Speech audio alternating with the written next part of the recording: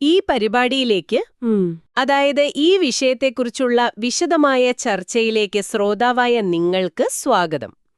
എപ്പോഴും പുതിയ അറിവുകൾ നേടാനും ചരിത്രത്തിലെ സുപ്രധാന വ്യക്തിത്വങ്ങളെക്കുറിച്ച് ആഴത്തിൽ മനസ്സിലാക്കാനും താൽപ്പര്യമുള്ള നിങ്ങൾക്ക് വേണ്ടിയാണ് നമ്മൾ ഈ അന്വേഷണം തയ്യാറാക്കിയിരിക്കുന്നത്. അതെ, നമ്മളിന്ന് പരിശോധിക്കുന്ന ചരിത്രരേഖകളും കുറിപ്പുകളും വിരൽ ചൂണ്ടുന്നത് ശരിക്കും ഒരു ഇരുണ്ട കാലഘട്ടത്തിലേക്കാണ്. അതായത് 1809 കന്യാകുമാരിയിൽ ജനിച്ച് ദക്ഷിണേന്ത്യയുടെ സാമൂഹിക സാംസ്കാരിക മണ്ഡലങ്ങളിൽ വലിയ മാറ്റങ്ങൾ കൊണ്ടുവന്ന ഒരു ചരിത്രപുരുഷനെക്കുറിച്ചുള്ള കുറിപ്പുകളാണ് നമ്മുടെ ഇന്നത്തെ പ്രധാന സ്രോതസ്സുകൾ. തീർച്ചയായും ഇതിൽ ചരിത്രപരമായ വിവരങ്ങളുണ്ട്, ചില ആത്മകഥാപരമായ അംശങ്ങളുണ്ട്, പിന്നെ പലർക്കും പരീക്ഷകൾക്ക് ഉപയോഗപ്രദമായ പ്രധാന പോയിന്റുകളും ഇതിൽ ഉൾപ്പെടുന്നുണ്ട്. ഈ വ്യക്തിയുടെ ആശയങ്ങൾ എങ്ങനെയാണ് കേരളത്തിലെ ആദ്യത്തെ സാമൂഹിക നവോത്ഥാനത്തിന് തിരികൊളുത്തിയത് എന്ന് മനസ്സിലാക്കുകയാണ്. അതെ, എങ്ങനെയാണ് ശ്രീനാരായണ ഗുരുവിനെ പോലുള്ളവരെ അത് സ്വാധീനിച്ചത് എന്ന് പരിശോധിക്കുക കൂടിയാണ് ഈ പഠനത്തിലൂടെ നമ്മൾ ലക്ഷ്യമാക്കുന്നത്. ആവേശകരമായ ആ ചരിത്രത്തിലേക്ക് നമുക്ക് കടക്കാമല്ലേ? തീർച്ചയായും. ആ തുടക്കം തന്നെ വളരെ നാടകീയമാണ് എന്ന് പറയേണ്ടി വരും. അതെ, 1809 കന്യാകുമാരി ജില്ലയിലെ നാഗർകോവിലിനടുത്ത് സ്വാമിത്തോപ്പ് എന്ന സ്ഥലത്താണ് അദ്ദേഹം ജനിക്കുന്നത്.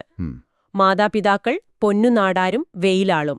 അവർ വലിയ സ്നേഹത്തോടെ തങ്ങളുടെ ആൺകുഞ്ഞിനൊരു പേരിട്ടു, മുടിചൂടും പെരുമാൾ. മഹാവിഷ്ണു എന്നാണ് ഈ പേരിന്റെ അർത്ഥം. കേൾക്കുമ്പോൾ തന്നെ വളരെ മനോഹരമായ ഒരു പേര്. ശരിക്കും നല്ലൊരു പേര്. പക്ഷേ ആ പേരിലെ മുടിചൂടും എന്ന വാക്കും പെരുമാൾ എന്ന വാക്കും അന്നത്തെ കാലത്തെ ഉയർന്ന ജാതിക്കാർക്ക് ഒട്ടും സഹിക്കാൻ കഴിയുന്നതായിരുന്നില്ല. അതൊരു വലിയ പ്രശ്നമായി മാറി. ആ പ്രശ്നത്തിന്റെ വേരുകൾ കടക്കുന്നത് അന്നത്തെ ജാതി വ്യവസ്ഥയുടെ ക്രൂരതയിലാണ്. പേര് എന്നത് കേവലം ഒരാളെ വിളിക്കാനുള്ളൊരു വാക്ക് മാത്രമല്ല, അതൊരു അധികാരത്തിന്റെ ചിഹ്നമാണ് എന്നന്നത്തെ വ്യവസ്ഥിതിക്ക് നന്നായി അറിയാമായിരുന്നു. അതെ, അതൊരു സാമൂഹിക പദവിയുടെ അടയാളം കൂടിയായിരുന്നു. കൃത്യമായി പറഞ്ഞാൽ മുടിചൂടും പെരുമാൾ എന്നത് രാജാക്കന്മാരോ ഉയർന്ന ജാതിയിലുള്ളവരോ മാത്രം ഉപയോഗിച്ചിരുന്നൊരു പേരാണ്. അപ്പോൾ താഴെത്തട്ടിലുള്ളൊരു കുട്ടിക്ക് അങ്ങനൊരു പേര് നൽകുന്നത് തങ്ങളെ അപമാനിക്കുന്നതിന് തുല്യമാണെന്ന് ഉയർന്ന ജാതിക്കാർ കരുതി.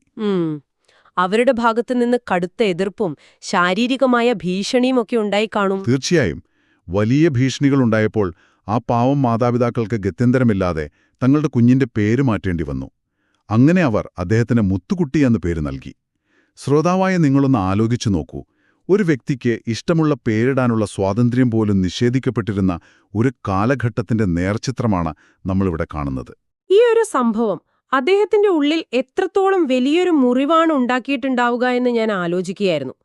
തന്നെയും തന്റെ സമൂഹത്തെയും മനുഷ്യരായി പോലും അംഗീകരിക്കാത്തൊരു ലോകത്താണ് താൻ ജീവിക്കുന്നത് എന്ന തിരിച്ചറിവ് അവിടെ വെച്ച് തന്നെ ഉണ്ടായിട്ടുണ്ടാകണം. ആ അപമാനത്തിൽ നിന്നായിരിക്കാം ഒരുപക്ഷേ അദ്ദേഹത്തിന്റെ ഉള്ളിലെ പോരാളി ജനിക്കുന്നത്. എന്നാൽ വെറുതെ കുറച്ച് ആശയങ്ങൾ പ്രസംഗിച്ച് നടക്കുകയല്ല അദ്ദേഹം ചെയ്തത്. കേവലം ആശയങ്ങളിൽ ഒതുങ്ങി നിൽക്കാതെ അദ്ദേഹം വളരെ പ്രായോഗികമായ പ്രവർത്തനങ്ങളിലേക്കാണ് കടന്നത്. അതെ, രേഖകൾ വ്യക്തമാക്കുന്നത് അദ്ദേഹം 1836, 1838 കാലഘട്ടത്തിൽ സമത്വ സമാജം എന്ന പേരിൽ ഒരു സംഘടന സ്ഥാപിച്ചുവെന്നാണ്. ഇത് കേരള ചരിത്രത്തിലെ തന്നെ ആദ്യത്തെ സാമൂഹിക സംഘടനയായിട്ടാണ് കണക്കാക്കപ്പെടുന്നത്. ഈ സമത്വ സമാജം എന്ന പേരിൽ തന്നെയുണ്ട് അദ്ദേഹത്തിന്റെ ലക്ഷ്യം. സകല മനുഷ്യർക്കും തുല്യത ഉറപ്പാക്കുന്നൊരിടം. താഴ്ന്ന ജാതിക്കാർക്ക് നേരിടേണ്ടി വന്ന രണ്ട് വലിയ പ്രതിസന്ധികളെ അദ്ദേഹം എങ്ങനെ നേരിട്ടു എന്നത് വളരെ ശ്രദ്ധേയമാണ്. അതിൽ ഒന്നാമത്തേത് വസ്ത്രധാരണത്തിലെ വിവേചനമായിരുന്നു, അല്ലേ? അതെ, വസ്ത്രധാരണത്തിലെ വിവേചനം. താഴ്ന്ന ജാതിക്കാർക്ക് മേൽമുണ്ട് ധരിക്കാനുള്ള അവകാശമുണ്ടായിരുന്നില്ല. ഇതിനെതിരെ നടന്ന മേൽമുണ്ട് സമരത്തിന് വലിയൊരു പ്രചോദനമായി മാറിയത് അദ്ദേഹമാണ്. സ്വന്തം ശരീരത്തിനു മേലുള്ള ഈ കടന്നുകയറ്റത്തെ അദ്ദേഹം നിശിതമായി വിമർശിച്ചു. മാറിടം മറച്ചു നടക്കാൻ അദ്ദേഹം അവർക്ക് ധൈര്യം പകർന്നു നൽകി.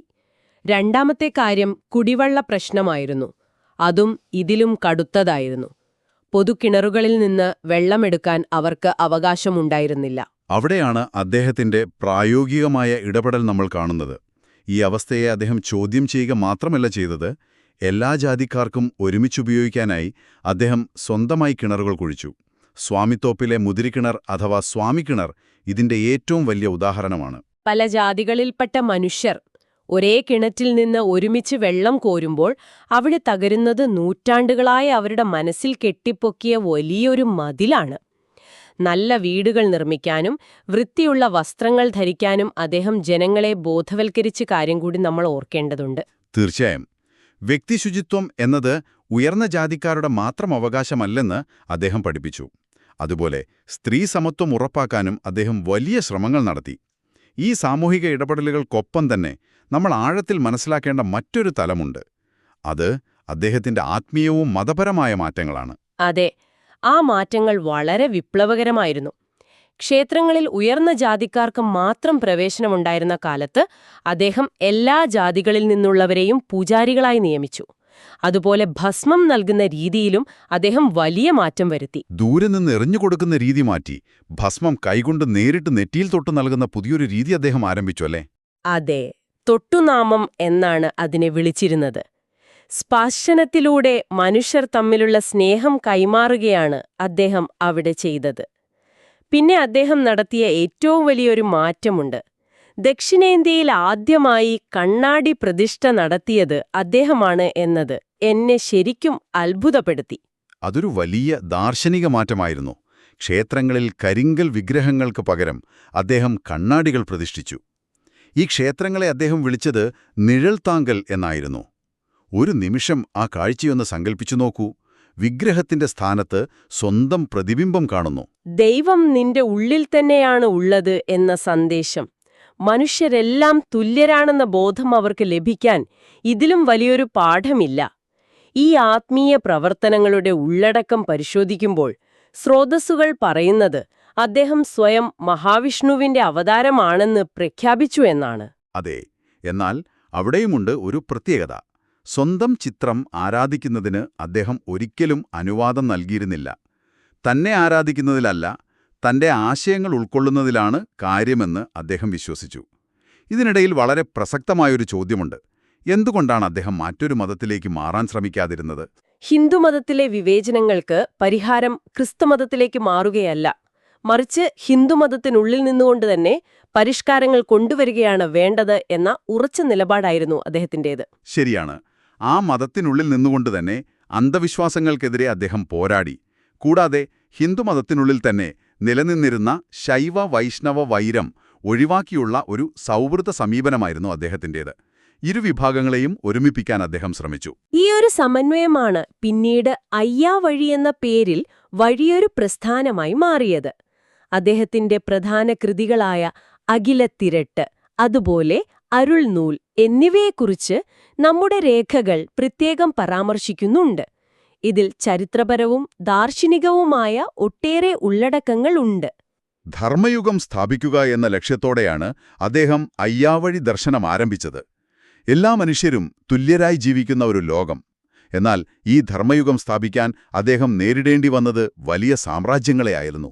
സാമൂഹിക അനീതികൾക്കെതിരെ മാത്രമല്ല, അക്കാലത്തെ ഭരണകൂടങ്ങൾക്കെതിരെയും അദ്ദേഹം ശബ്ദമുയർത്തി. തിരുവിതാംകൂർ ഭരണത്തെയും ബ്രിട്ടീഷ് ഭരണത്തെയും അദ്ദേഹം ഒരുപോലെ എതിർത്തു. ഇവിടെ നമ്മൾ ഒരു കാര്യം പ്രത്യേകം ശ്രദ്ധിക്കേണ്ടതുണ്ട് ശ്രോതാക്കളെ. ഈ രേഖകളിൽ പറയുന്ന കാര്യങ്ങൾ ഒരു ചരിത്ര യാഥാർത്ഥ്യം എന്ന നിലയ്ക്കാണ് നമ്മളിവിടെ റിപ്പോർട്ട് ചെയ്യുന്നത്. ഇതിൽ യാതൊരു വിധത്തിലുള്ള പക്ഷപാതിത്വവും നാം എടുക്കുന്നില്ല, മറിച്ച് ആ കാലഘട്ടത്തിലെ വിവരങ്ങൾ വസ്തുതാപരമായി വിലയിരുത്തുക മാത്രമാണ് ചെയ്യുന്നത് എന്നാണ് വിളിച്ചത്. അതായത് വെളുത്ത നിറമുള്ള നീചന്മാർ. അതുപോലെ തിരുവിതാംകൂർ ഭരണത്തെ അദ്ദേഹം വിളിച്ചത് അനന്തപുരത്തെ നീചൻ എന്നുമാണ്. തിരുവനന്തപുരം കേന്ദ്രീകരിച്ചു ഭരിക്കുന്ന നീചൻ എന്ന അർത്ഥം. ഇത്രയും വലിയ ഭരണകൂടങ്ങളെ ഇത്രയും ധീരമായി വിമർശിക്കാൻ വലിയൊരു ചങ്കൂറ്റം തന്നെ വേണം. ഈ ധീരമായ നിലപാടുകളുടെ ഫലമായി സ്വാതി തിരുനാളിന്റെ ഭരണകാലത്ത് 1837 അദ്ദേഹം അറസ്റ്റ് ചെയ്യപ്പെട്ടു. അതെ, അദ്ദേഹത്തെ തിരുവനന്തപുരത്തെ ശിങ്കാരത്തോപ്പ് ജയിലിൽ തടവിലാക്കുകയാണ് ചെയ്തത്. വലിയ ക്രൂരതകളാണ് അദ്ദേഹം അവിടെ നേരിട്ടത്. എന്നാൽ ജയിൽവാസത്തിന് ശേഷവും അദ്ദേഹം തന്റെ പോരാട്ടം തുടർന്നു. നിർബന്ധിത അടിമവേലയ്ക്കെതിരെ അദ്ദേഹം വലിയൊരു ശബ്ദമായി മാറി. വേല ചെയ്താൽ കൂലി കിട്ടണം എന്ന അദ്ദേഹത്തിന്റെ ശക്തമായ മുദ്രാവാക്യം രേഖകളിൽ കാണാം. അക്കാലത്തെ തൊഴിലാളി വർഗത്തിന് അതെത്രത്തോളം ആവേശമായിട്ടുണ്ടാകും എന്ന് നമ്മൾ ചിന്തിക്കണം. പ്രതിഫലമില്ലാതെ പണിയെടുക്കാൻ കഴിയില്ല എന്ന് സാധാരണക്കാരെ കൊണ്ട് പറയിപ്പിക്കാൻ കഴിഞ്ഞത് വലിയൊരു കാര്യമാണ്. തീർച്ചയായും മനുഷ്യന്റെ സമഗ്രമായ വികാസമാണ് അദ്ദേഹം ലക്ഷ്യമിട്ടത്. ഈ വിവരങ്ങളെല്ലാം നമ്മൾ ഒന്നിച്ചു ചേർത്ത് വെച്ച് നോക്കുമ്പോൾ അദ്ദേഹത്തിന്റെ ചിന്താധാരയെ ഏറ്റവും ലളിതമായി പ്രതിനിധീകരിക്കുന്ന ഒരു സന്ദേശമുണ്ട്. ജാതിയൊന്ന്, മതമൊന്ന്, കുലമൊന്ന്, ദൈവമൊന്ന്. നമ്മൾ ഇന്നത്തെ ഈ ആഴത്തിലുള്ള ചർച്ചയുടെ അവസാന ഭാഗത്തേക്ക് കടക്കുകയാണ്. ജാതിയൊന്ന്, മതമൊന്ന്, കുലമൊന്ന്, ദൈവമൊന്ന് എന്ന അദ്ദേഹത്തിന്റെ ഈ മഹത്തായ സന്ദേശം എങ്ങനെയാണ് പിൽക്കാലത്ത് ക്ഷേത്രപ്രവേശന സമരങ്ങൾക്കും ഐത്തോച്ചാടന പ്രക്ഷോഭങ്ങൾക്കും അടിത്തറ പാകിയതെന്ന് നമുക്കിപ്പോൾ വ്യക്തമാണ്. അതെ, അദ്ദേഹത്തിന്റെ ആശയങ്ങൾ ശ്രീനാരായണ ഗുരുവിനെപ്പോലുള്ള നവോത്ഥാന നായകരെ എത്രത്തോളം സ്വാധീനിച്ചു എന്നതും നമ്മൾ കണ്ടു. പരീക്ഷാവീക്ഷണത്തിൽ നോക്കിയാൽ സമത്വ സമാജം, മേൽമുണ്ട് സമരം, കണ്ണാടി പ്രതിഷ്ഠ, അയ്യാവഴി പ്രസ്ഥാനം എന്നിവയിലെല്ലാം അദ്ദേഹത്തിന്റെ പങ്ക് വളരെ വലുതാണ് എന്ന് സ്രോതസ്സുകൾ അടിവരയിട്ട് പറയുന്നു. സ്വന്തം പേരിന്റെ കാര്യത്തിൽ പോലും വിവേചനം നേരിട്ട ഒരു വ്യക്തി പിന്നീട് സമൂഹത്തിന്റെ ആകെ മാറ്റത്തിന് കാരണമായി മാറിയ ചരിത്രമാണ് നമ്മളിന്ന് ഈ രേഖകളിലൂടെ പഠിച്ചത്. ഇത് കേൾക്കുന്ന ശ്രോതാവായ നിങ്ങളുടെ ജീവിതത്തിൽ ഈ ചരിത്രം എന്തു പ്രചോദനമാണ് നൽകുന്നത് എന്ന് നിങ്ങളൊന്ന് ചിന്തിച്ചു നോക്കണം. പ്രതിസന്ധികളെ നേരിടാൻ ഇതിലും വലിയൊരു ഉദാഹരണം വേറെയുണ്ടോ? വളരെ ശരിയാണ്. ഈ ചർച്ച ഇവിടെ അവസാനിപ്പിക്കുന്നതിന് മുൻപ് ഒരു പുതിയ ചിന്ത കൂടി നിങ്ങളുടെ മുന്നിലേക്ക് വെക്കാൻ ഞങ്ങൾ ആഗ്രഹിക്കുന്നു. ദക്ഷിണേന്ത്യയിലെ ആദ്യത്തെ കണ്ണാടി പ്രതിഷ്ഠയെക്കുറിച്ച് നമ്മൾ നേരത്തെ സംസാരിച്ചല്ലോ. അതെ, വിഗ്രഹത്തിന് പകരം കണ്ണാടി വെച്ച ആ വിപ്ലവകരമായ മാറ്റം. ദൈവത്തെ പുറത്തെവിടെയോ അന്വേഷിക്കുന്നതിന് പകരം സ്വന്തം പ്രതിബിംബത്തിലേക്ക് നോക്കി ദൈവീകത കണ്ടെത്താൻ അദ്ദേഹം മനുഷ്യരോട് ആവശ്യപ്പെട്ടത് എന്തിനായിരിക്കും? ആ കണ്ണാടിയിലെ പ്രതിബിംബം എല്ലാ മനുഷ്യരും തുല്യരാണെന്നും അവനവന്റെ ഉള്ളിലാണ് യഥാർത്ഥ പരിവർത്തനം തുടങ്ങേണ്ടതെന്നുമുള്ള വലിയൊരു പാഠമല്ലേ നമുക്ക് നൽകുന്നത്? അതെ, മാറ്റം തുടങ്ങേണ്ടത് നമ്മുടെ ഉള്ളിൽ നിന്നു തന്നെയാണ്. ഈയൊരു ചിന്ത ശ്രോതാവായ നിങ്ങളുടെ മനസ്സിനായി വിട്ടു നൽകിക്കൊണ്ട് ഇന്നത്തെ നമ്മുടെ ഈ ആഴത്തിലുള്ള പഠനം നമുക്കിവിടെ അവസാനിപ്പിക്കാം. മറ്റൊരു സുപ്രധാന വിഷയവുമായി അടുത്ത തവണ കാണാം. നന്ദി.